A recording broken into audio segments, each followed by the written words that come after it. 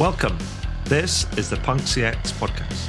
My name is Adrian Swinscoe, and I'm an advisor, best-selling author, Forbes contributor, and general explorer of the service and experience space.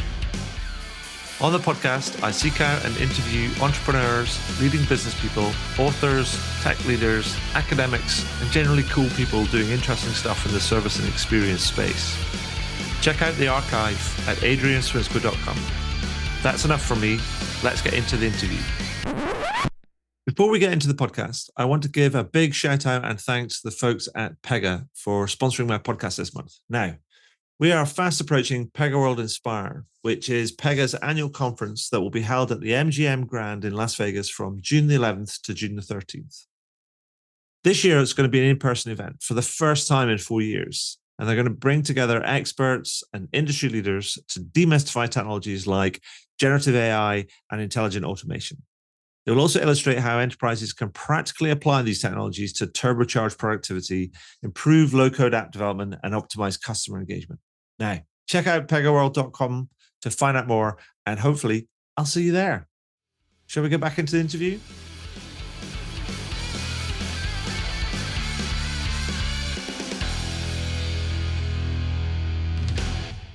So welcome to the next edition of the Punk CX podcast. With me today, I have Jerry Hayw, who is the CEO at Boost.ai. Hey, Jerry, how are you doing? I'm great. Thanks, Adrian. How are you? I'm very well. Now, I don't know if this has ever happened before, and I'm pretty sure Jerry will kind of tell us kind of why, but I'm speaking to him, well, I'm in Edinburgh, and he's in Stavanger, which is way north up in Norway. So welcome, Jerry. And for the benefit of our listeners and readers and things, can you tell us about you and also the work that you do? Sure. So I'm in Stavanger in Norway. Stavanger. I'm sorry, got that wrong. That's fine. It's actually snowing this morning as well. So snow greeted me when I flew into Stavanger last night, but I live in the UK. So Jerry Hayw, I joined Boost as CEO 3.5 months ago. I've worked in the conversational AI space for the last 3.5 years. I've worked more broadly in the CX space probably for the last 20 years. So I joined Cisco back in the day when they were doing very well, selling telephony, which CX was really just how could you transfer calls effectively through telephony.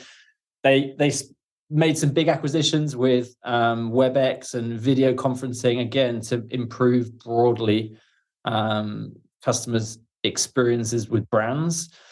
Some really interesting, so I was in sales, a bunch of sales roles then, so some really interesting sales engagements. Probably the most interesting was an engagement with Pepsi at the time where they were trying to, one of the biggest challenges Pepsi had with their consumers back then was all of their vending machines had coins and most people didn't have coins. So they were thinking about how could you put a card reader on the machines.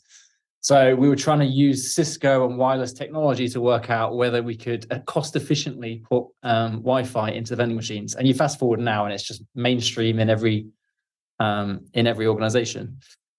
So I think we were thought leaders back in the day. And then I moved to Salesforce. I spent 8.5 years at Salesforce, responsible for their Service Cloud. So Service Cloud at Salesforce is their CX solution, focused initially primarily on financial services, but then broadly covering customer service, their customer service solutions for the whole of Europe. Mm-hmm.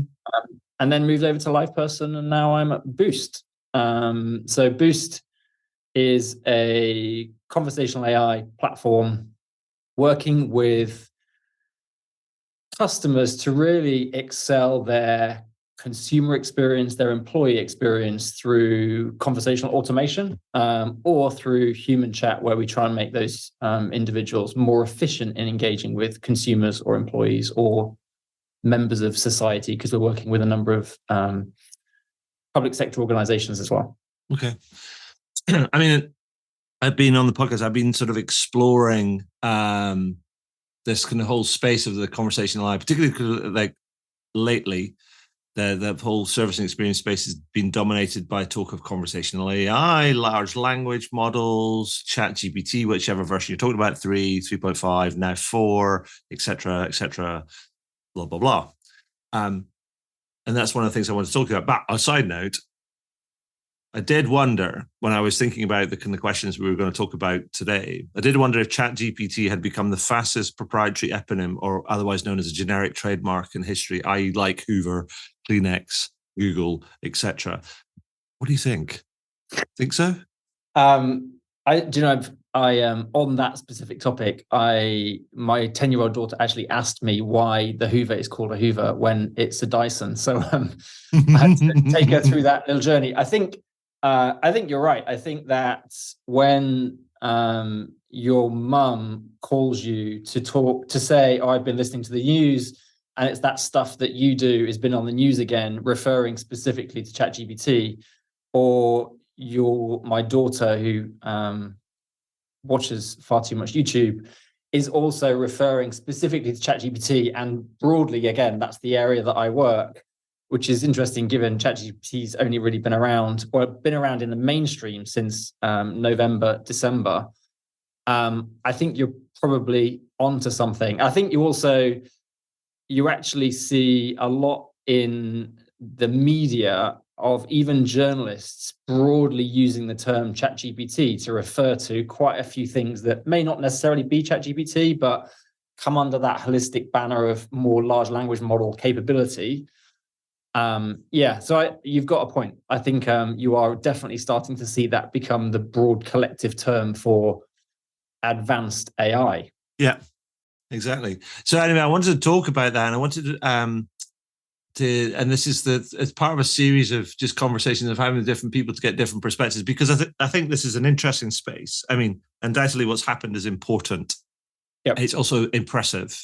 But there's a whole bunch of people kind of like going on one end. Some people are going, "Oh, it's doomsday," and we're kind of like proceeding towards general intelligence, and it's going to be the Matrix or the Terminator or something on the one end.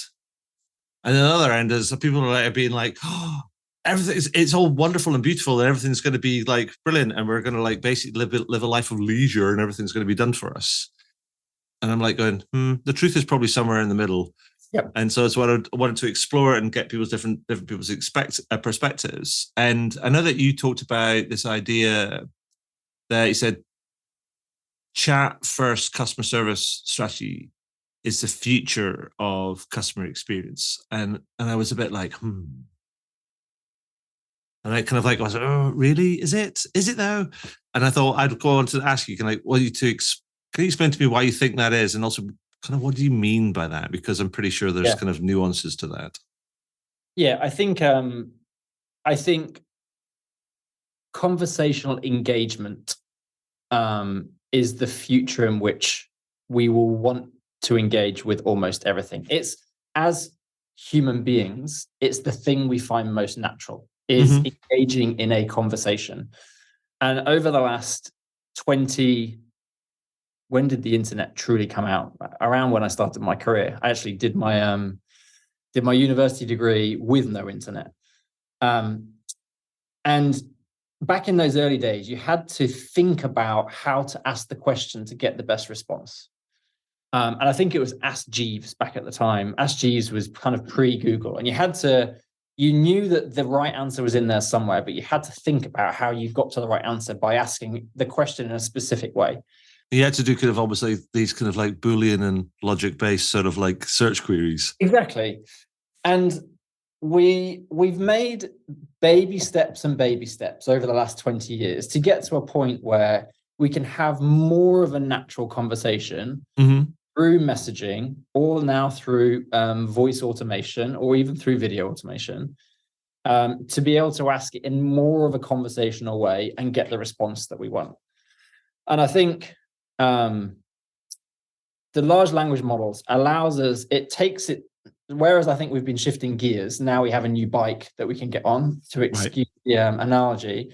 And I think it takes it up to a new level where we can start to, or we should definitely start to be able to see us speaking much more naturally through conversations, with machines in the same way that we've been doing for millennia with human beings. And I think this is a sort of a clarification. When you said chat first customer service strategy is the future of customer experience, actually, here's the thing we need to kind of clear up. It doesn't necessarily mean chatbot first. Exactly. So it's actually, was it Marshall McLuhan that says the medium is the message in the medium? You know, that sort of phrase. I don't know. It's a random thing, but it's actually it's about natural. It's about us having a conversation. So we don't need to necessarily start with dear such and such. Let's just talk. Exactly, and I think you just used a film analogy. I think a good film analogy is what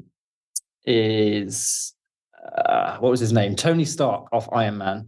Yeah. And he engaged just through natural conversation with his virtual assistant. I think it was Jarvis. So he engaged naturally through conversation through his virtual assistant, which is Jarvis. And I think when you paint a picture of, would I say that we're going there? Maybe one day at some point in the future. But I think he just spoke naturally. He activated Jarvis and then spoke naturally to Jarvis. And I think we should be using platforms like Boost in combination with technologies like OpenAI or other large language models, be able to speak naturally through conversation, whether that's through messaging or conversation through voice or through video, with that machine understanding us. What are we trying to ask? What are we trying to get to? Being able to then understand whether it can respond effectively to what I want, or if not, allowing us to go through to a human and supporting that human and being able to respond the most effectively in the way that I want. Yeah. So I think, it's definitely it's not chatbot first, it's conversational experience first, or just actual human conversations. Yeah, no, I think that makes sense. Thank you for clarifying that, because I think they also kind of went on to say, which I thought was really interesting, that you said eventually talking about the internet and how we engage with most things, and particularly with brands and experience. One of the first things that we do, I mean, again, here's another kind of eponym. Whenever we're faced with a question or an interest in something, we Google something, right? We start searching for it.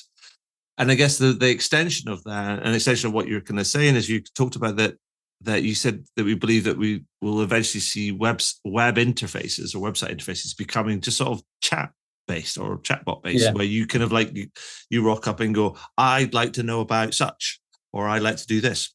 It's always been, a bugbear of mine is that the search functions of most enterprise websites is generally rubbish. Mm-hmm. Well, I go further than that. It's horrible. Yep. And anything that can help with that experience would be better. And it doesn't need to be a pop-up. It's just hey, tell me what you're looking for. How can I help you? Yeah, I again use the real world analogy in the digital world. In the real world, if you go into a shop and you speak to a customer advisor, you speak in a normal way to try and get what it is you want.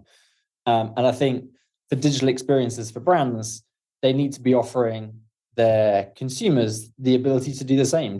I want to be able to ask in my own way for something, have access to that information. I think in your Punk CX book, I think the reference, I don't know who the quote was from, but I think it was 57% of people that call in because they can't find something online. Yeah.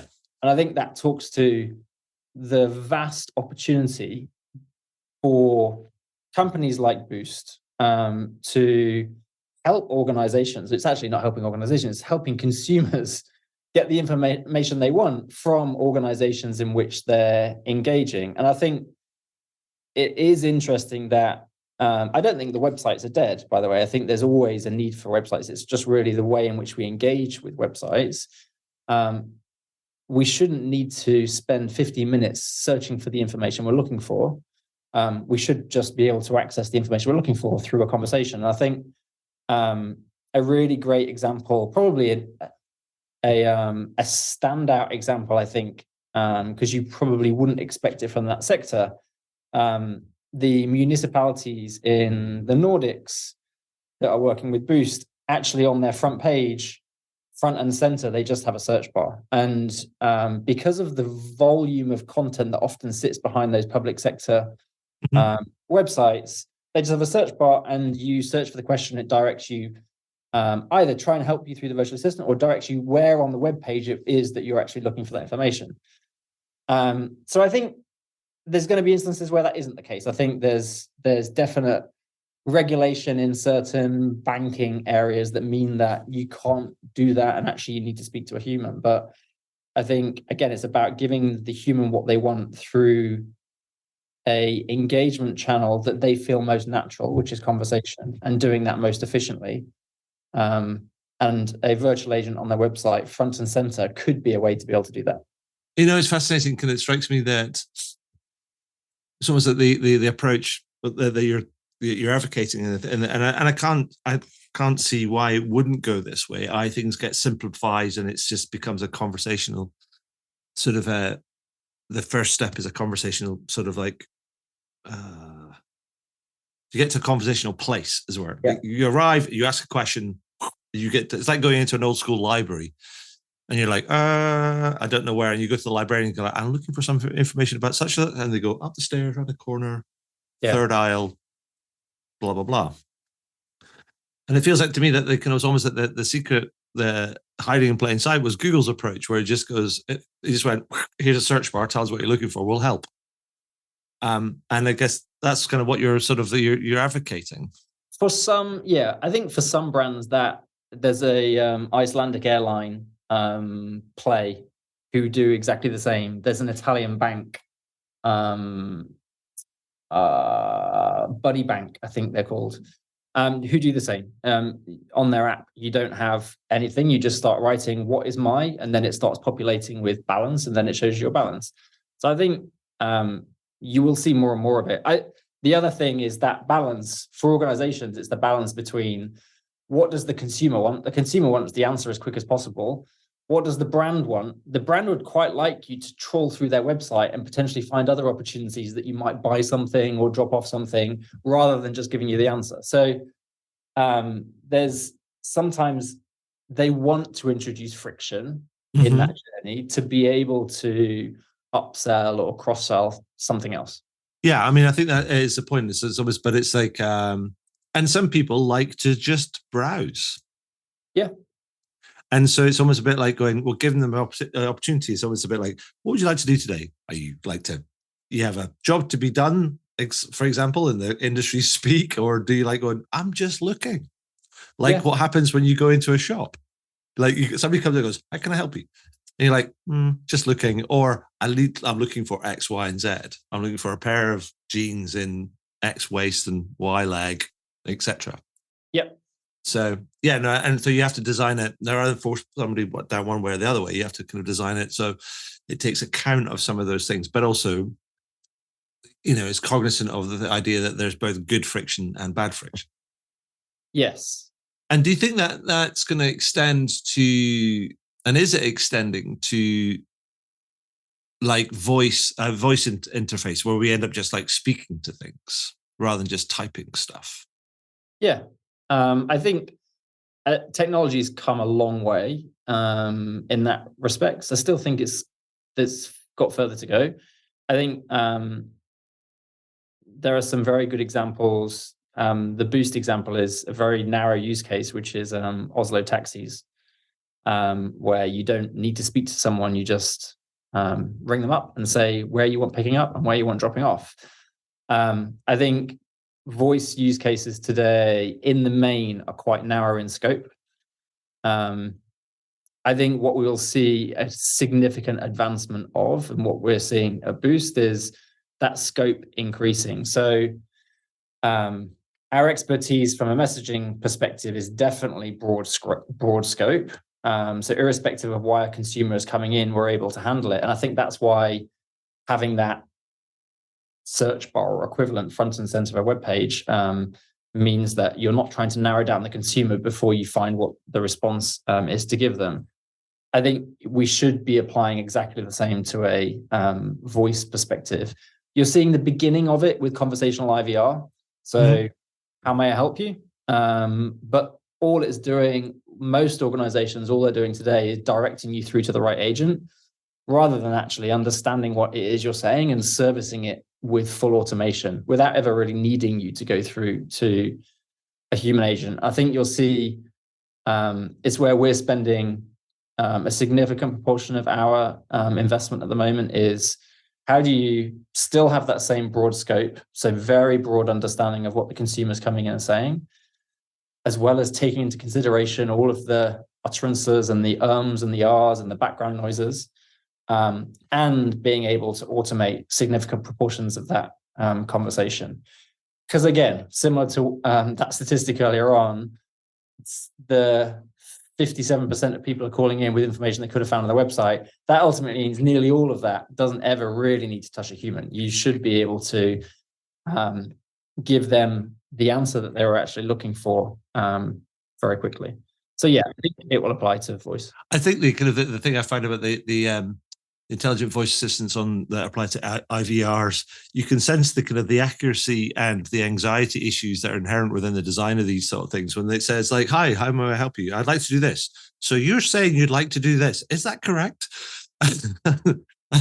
So you end up getting those check loops kind of go through, which you sort of don't get from a text-based sort of thing. But so it almost intimates that you've got to, because it has to, I guess there's so much more variety in terms of volume and tone and kind of word choice and all these different things with the voice and dialects. There's significant complexity in that above and beyond what you see in messaging, but it will get better.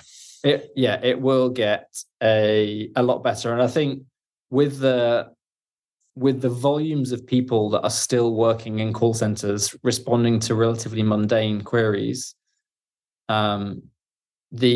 the opportunity sits there for everyone, both for the tech organizations providing the tech, for the consumers because they just want an answer in the most efficient way in their channel, and for the businesses because they're spending millions servicing queries that don't really need servicing by humans. So I think there's definite significant opportunity for everyone. I think the like I said, the advancements in technology for both of it has been making good steps. But right now, there's a step change in that. And that step change really is that broadness of understanding and being able to apply that broadness of understanding into these use cases that we just spoke about. So can you give me like a couple of examples of like successful use cases for this? I mean, given like, so the number you quote is like 57%. I mean, I guess that's the kind of the what it should be, relatively easy, achievable, self-service target, as it were, a volume target. It's like going, if these people can't find it, you just need to make sure that you can have the information easily accessible so they can find it and assume that that's the information answers their question. Then they're not going to need to kind of come through to you via phone or email or messaging or whatever. You don't need to kind of solve that. So as they go away, they go, quick access that, answers the question, happy days. So I guess that's the kind of what's to play for. I know that some people are trying to automate kind of even beyond that, but like, can you give me some examples of people that are actually kind of being able to sort of almost like achieve those kind of levels kind of with yourselves and kind of, because I'm particularly interested in the outcomes they've achieved, and also how long it took them to achieve those kind of outcomes. Because I think that's the big thing right now, particularly in the environment that we're in, is that people are really interested in technology and investing in it, but they also want to see results pretty quickly. Yeah. So I'll talk through, I think two examples that kind of talk to those results. I think to address your last point first around speed to results, and I think this is definitely a topic that we are all over at the moment. The good thing with large language models coming out is, in combination with platforms like Boost, that speed to success or speed to results goes from what was 3, 4, 5 weeks in building out that first level of intent understanding across those FAQs, like you say. You're able to now do that in hours. And you're able to, so Boost has got something called a Boost Automator. So you could scrape websites into the Boost Automator, then use large language model capability, i.e. its understanding. So actually you don't even need to build intents at this stage. You build the guardrails around the website using large language model capability to create an immediate virtual agent in a few hours. That is probably better than most virtual agents that organizations have built out there in the market. So you go from 0 to better than what they've probably got today, especially if they're more the FAQ type bots, which is the bots that most people have on their websites, within a few hours. I think that's a step change in the market. So I think that starts to address that 57%.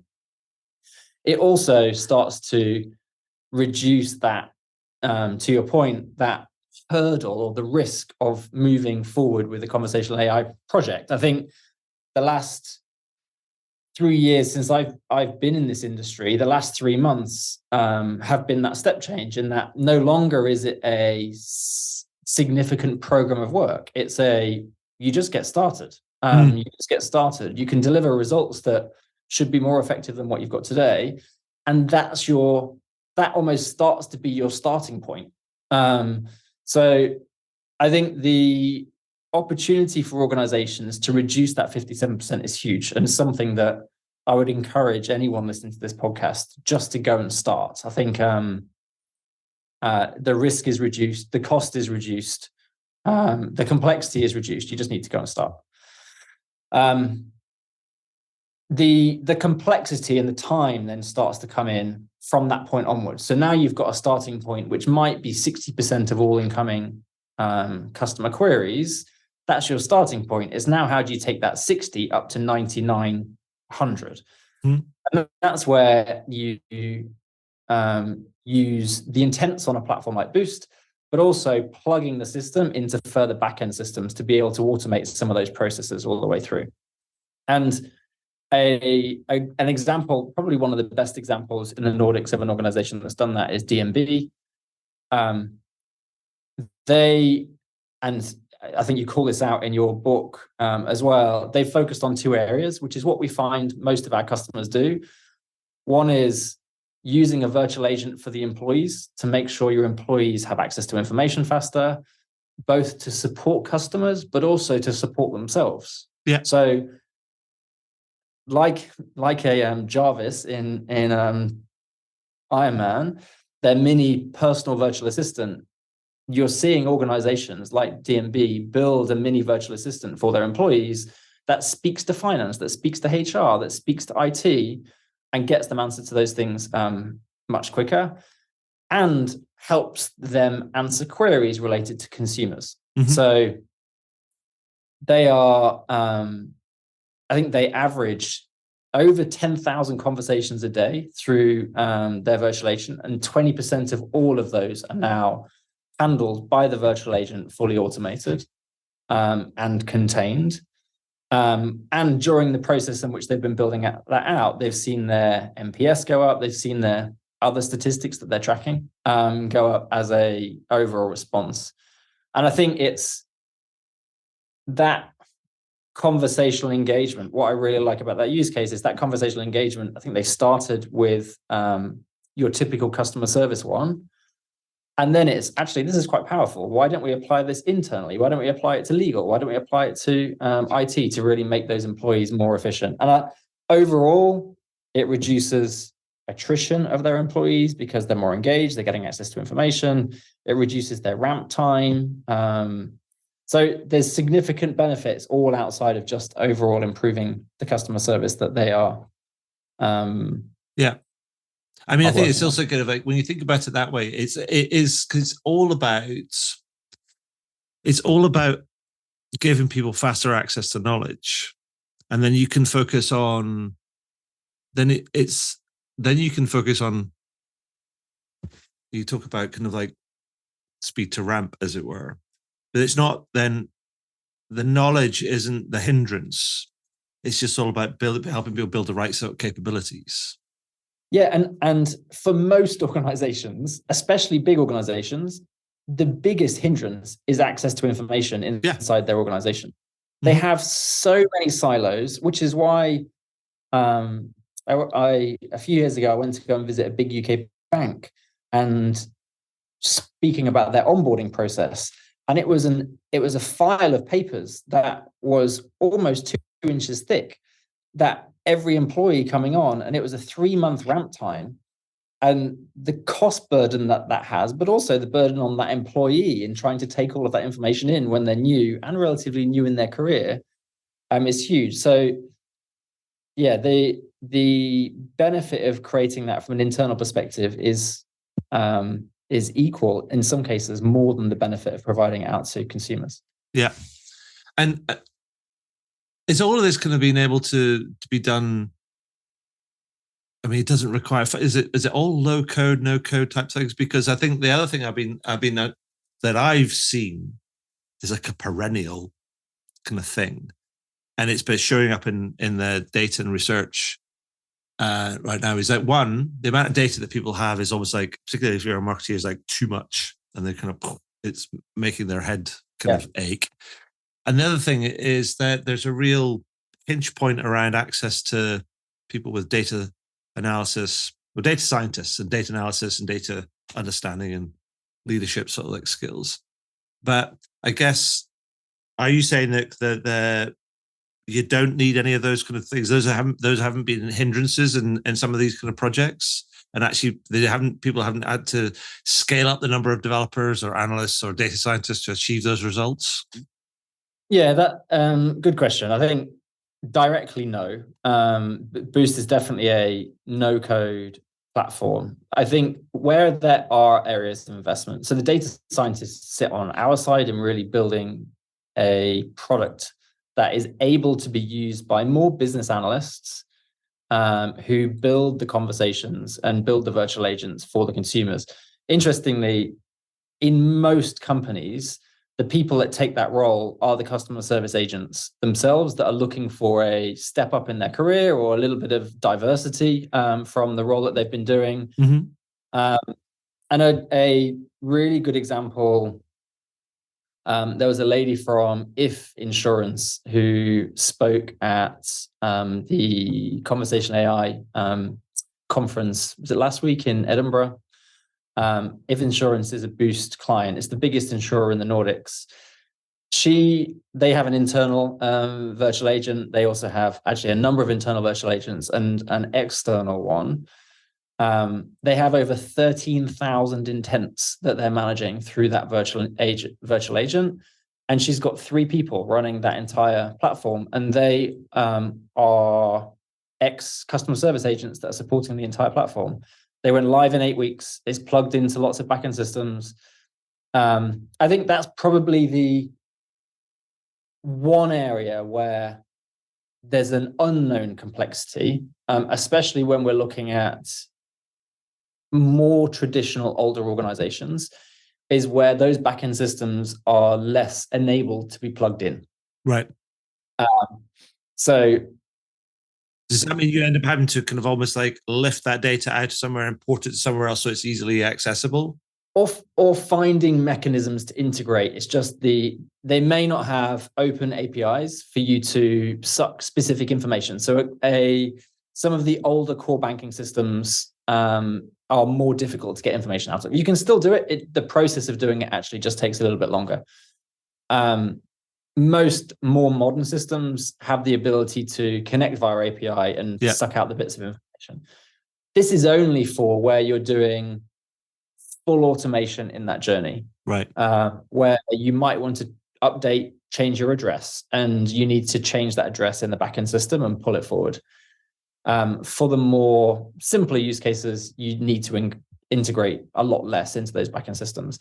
But I think, like I say, what we're finding now is, because you can achieve 60, 70% almost immediately, it's shifting the focus into, actually, let's take that to 100 or 90x by really plugging it into all of the backend systems that allow us to do almost straight through processing for a number of the queries that are coming through.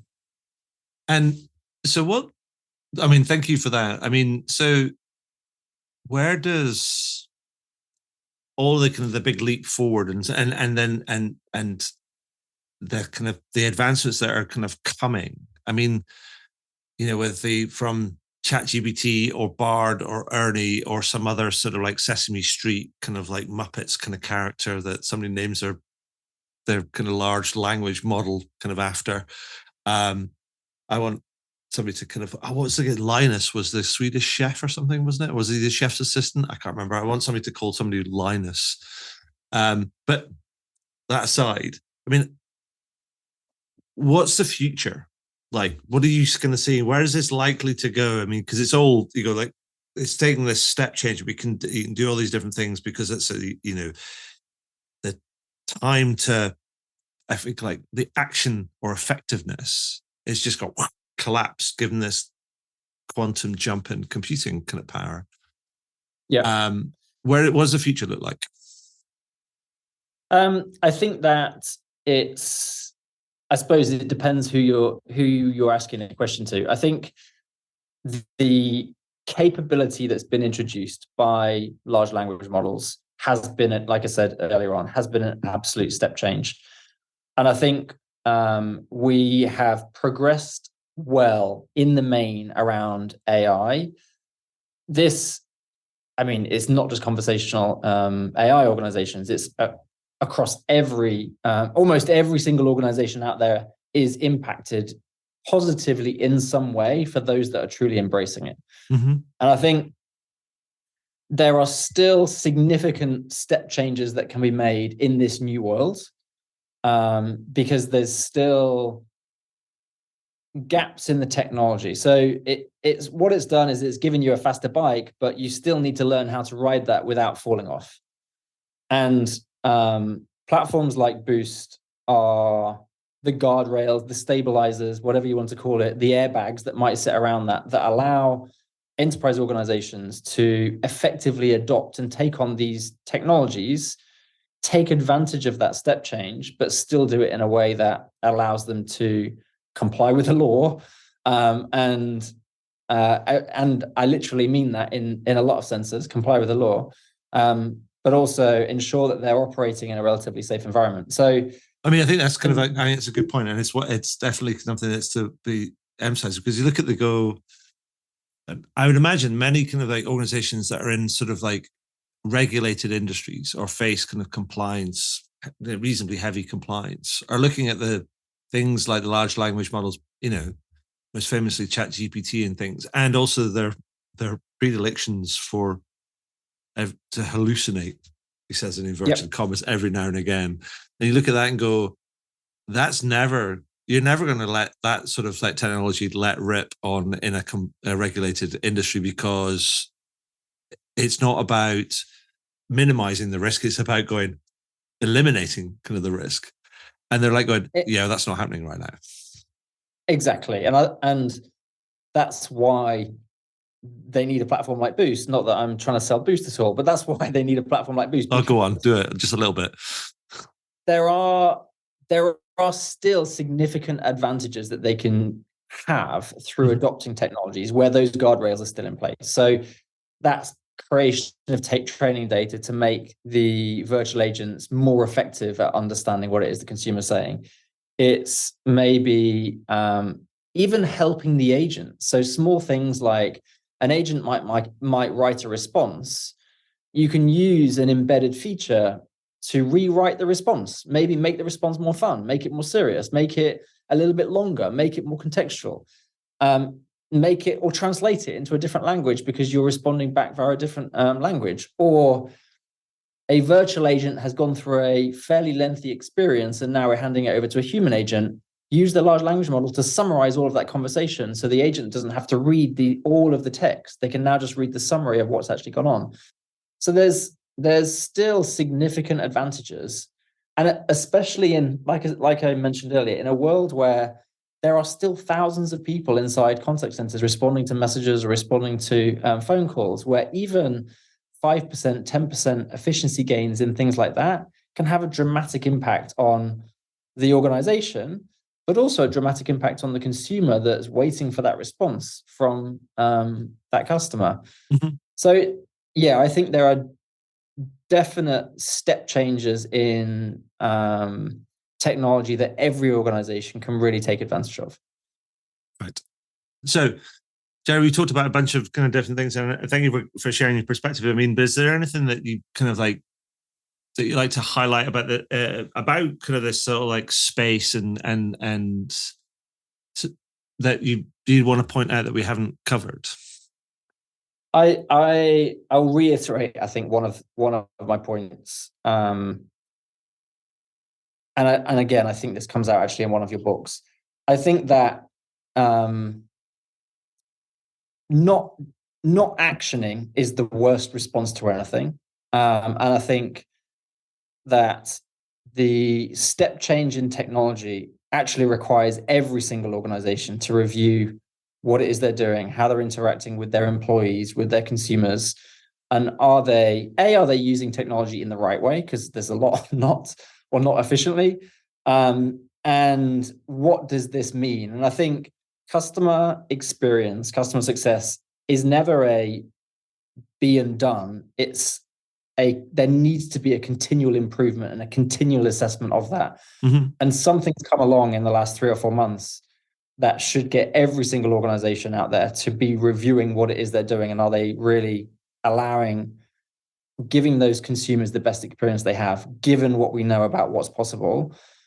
And I think the other thing tied to that is that there's no hurdle in the way anymore. There's no risk in the way of that journey anymore. That risk has been removed. There's other risks that you would need organizations to help you control. But the risk definitely isn't, should I start this project or not? It should be, when I start this project, how do I remove the risks to ensure that it's truly successful? Perfect. Thank you. So like just switching up a little bit as we kind of like approach the end of the interview, and I always like to ask people some just more general kind of questions, and particularly over the last, we can admit, or we can agree that the last kind of few years have been a bit strange and a bit challenging, a bit weird, and continue to be both challenging and weird.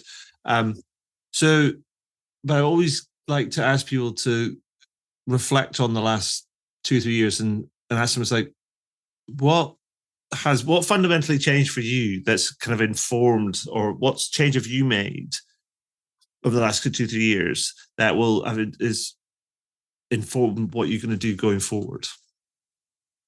That's a good question. Some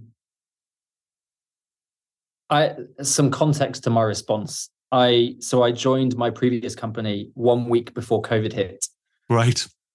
And I joined this company 3 weeks before OpenAI launched their large language. So it's an interesting journey in joining a company and then having, I mean, it's not positive or negative, but just having change thrown at you that you're less in control of, I think, with both of those situations. So I think the biggest lesson over the last 3 years is probably around leadership, and leading remote teams and organizations, and both the challenges of doing that and the learning process of what you need to do to be more effective at it. Coming from a world for the last 20 years where it was very much in person, it was very much actually in person within often the same office day in, day out. The world has changed massively around that. I think I'd pull out that the trust needed in your team for them to be able to excel. I think the need for a leader to communicate way more than they would have ever needed to, because the water cooler moments would have always happened in an office and people kind of had a general understanding of everything that was going on. Doesn't happen as much in a virtual environment. And then I think the final bit probably on remote leadership is celebrate the small things and not just the big things. And I think there's even in the last 3 months at Boost, I've started a weekly email that goes out to every employee. It's almost like the weekly digest. Actually, do you remember that old weekly digest that the magazine used to get? And it's kind of that, just to summarize everything, but also celebrate all the little things that have happened across the business over the last week, because there's a lot of things that kind of just go under the radar if you don't do it. So that would be my biggest 3-year lesson learned, is the complexities of remote leadership and how to, I mean, hopefully my team would agree, but how to do it okay or well. Brilliant. And then just kind of focusing in a little bit on just sort of the customer employee experience. I mean, if I was to say to you, Jerry, what would be your best advice to somebody listening in that wants to improve their customer employee experience? And you would be, Jerry says, do this. What ... What would be that thing?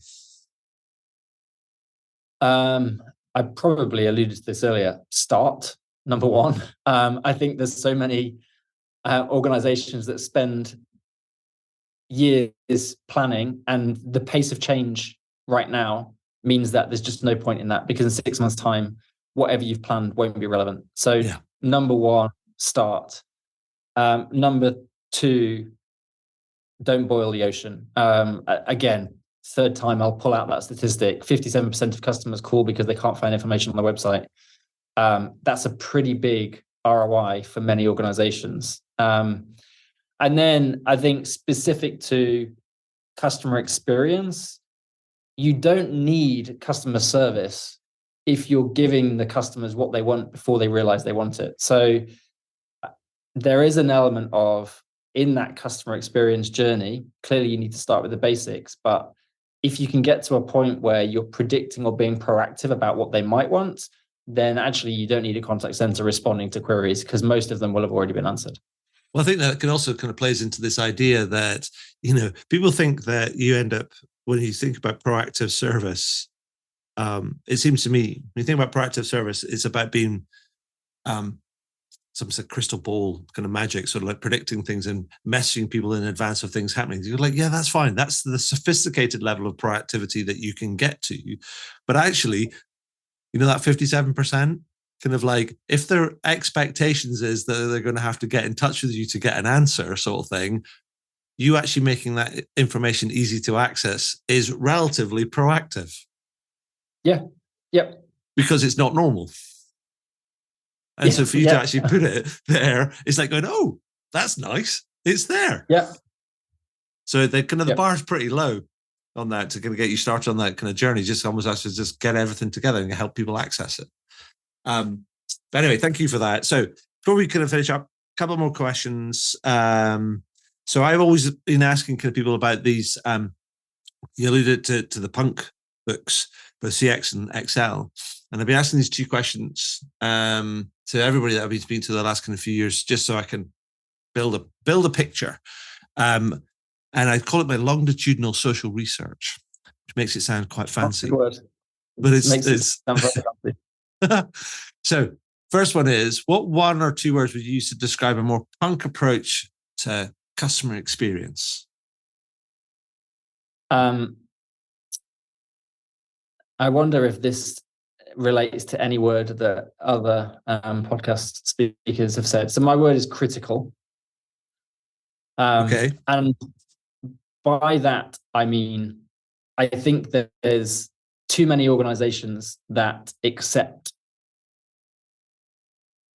a positive improvement without being too critical on whether that positive improvement is enough for what the consumer wants. So be critical in ensuring you're considering your employees when you're devising a CX strategy. Be critical in ensuring your customer is at the center of every decision that you're making when you're devising a CX strategy. Be critical in reviewing the entire process that a consumer has to go through to get to the right answer, not whether it's efficient on your side. Be critical in, often you see the risk versus value matrix. And quite often the value is in the company's view rather than in the customer's view or consumer's view. So be critical in understanding the value to the consumer and you designing it in that certain way. So my word is critical. And I can tell you should see scores. Because no one said that. Nobody said that. But actually, one thing that I really like about that is because actually the word critical and punk as a genre of music was in large part critical. It was critical for a number of different reasons in terms of, if you think about the nature of the word, critical means essential, important, but also something that which has applies a critique to what is also kind of going on. So you can talk about critical infrastructure. That means it's important. It's the stuff we rely on. You talk about something that's a critical kind of action. It's like, well, actually, they're commenting on what's going on and what's working, what's not working, and looking at it from all sorts of different perspectives. That doesn't mean to say that it's necessarily negative or destructive. It's just a critique. Yep. So I like it, and it's not on, and it's definitely now. It's definitely now on the list. So thank you for that. So the next question then is, so the follow-up book, kind of Punk XL, introduces this idea of experience leadership, and this idea that experience is a kind of holistic, integrated, systemic kind of game that we have to think about all sorts of different angles. So what company or one company or brand do you think is an experience leader, and why? So I this actually has got nothing to do with digital. It's more of a personal experience that has left an impression of a brand on me and my family, actually, for my entire life. This was about 10 years ago. We saved up to go on holiday of a lifetime. And that, in fact, it was 10 years ago. It was 9 years ago, because it was my 1-year-old, or she was 9 months old daughter, went on holiday. Holiday of a lifetime to the Four Seasons in Hawaii Lua. And during the night, my daughter somehow took off her nappy and had an accident during the night, and somehow got it absolutely all over her cot. It was literally everywhere. Wow. We woke up in the morning, no idea what to do with this mess, and decided to go for breakfast and sort it out after breakfast. We went to breakfast. 45 minutes later, we came back from breakfast, and it was polished. Her cot was polished. Everything was cleaned. There was a brand new teddy there, and there was a little necklace around the teddy that said, "We're sorry about your accident. Hope you have a great day." Wow, that's super cool. Blown away by the service. There was never a charge for the fees of sorting it all out. And it was just that truly 5-star experience. And we talk about proactive. That's proactive / reactive in a different way.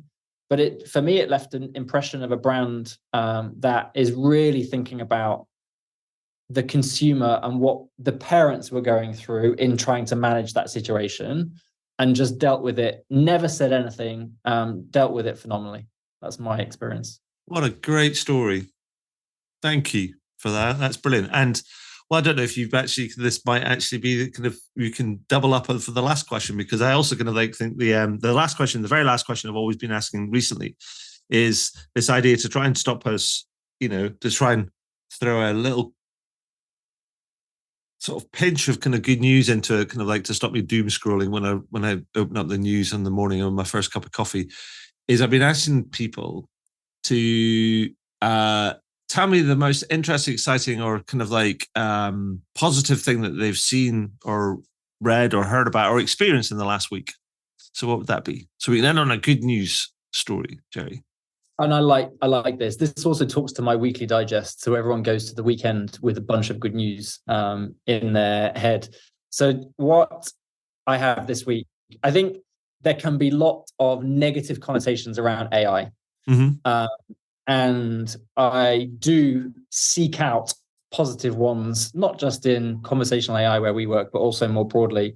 And there was an article that got posted this week about breast cancer research and the use of AI in breast cancer research by a technology laboratory in Hungary. Mm-hmm. And they're using AI to spot anomalies on mammogram photos to spot very early stage breast cancer challenges. And so it's always in complementary with a doctor, but using this technology in complementary with a doctor, they ran the test over 275,000 photos. And the technology spotted a 13% increase in understanding where breast cancer was potentially going to start in a number of patients. So a 13% increase above what the doctors were being able to spot. So I think there's hugely positive steps that can be made with AI when pointed in the right direction. And I like to seek out more of those. Awesome. What a great kind of like a great story to finish on. So, Jerry, that's all I have for today. I just wanted to say, I hope it stops snowing and the sun starts shining kind of quite soon. And thank you for sharing your time and your insight and your expertise with us today. That's been super cool.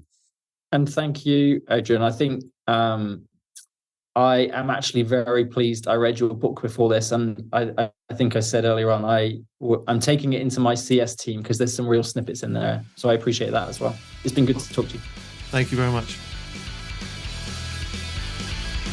Wow, what a great interview. I hope you enjoyed it.